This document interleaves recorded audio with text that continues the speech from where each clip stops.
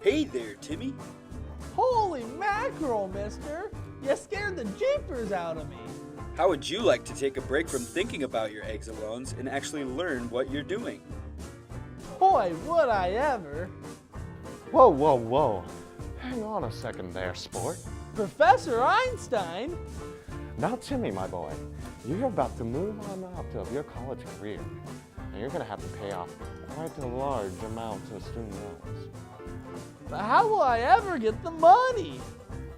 Well, that's your problem, sport. But I got a plan to help you start paying off those loans. Now, always remember the 3 simple steps to successful repayment. Step number 1, you want to know how much you owe, because you don't want to end up like old man Peabody over there. Number 2, select your repayment plan. And finally, number 3, you gotta stay on top of those loans. And that, my boy, is how you become successful. Like this guy said one time, the only source of knowledge is from experience. And Timmy, my boy, you're gonna experience it. Student loans can be very confusing and stressful when looking at all of the papers in front of you.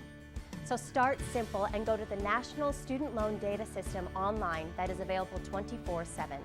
This online system tracks your loans until they are paid in full and is key when tracking multiple payments to multiple parties. Once you're logged on, make sure you have the following: Social Security number, first 2 letters of your last name, date of birth, and a PIN number that can be received at pin.ed.gov. Before you start paying off your loans, you will need to select a repayment plan. Here are some of the common options. Standard repayment, which is a 10-year term or less and requires a $50 monthly payment.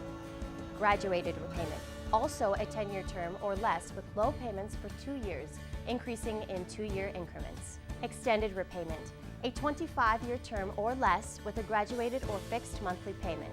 For this repayment, you must have at least $30,000 in direct loan or FFEL debt. Pay as you earn repayment, which is a 20-year term or less repayment capped at 10% of your discretionary income, not your total income. Make sure to keep in touch.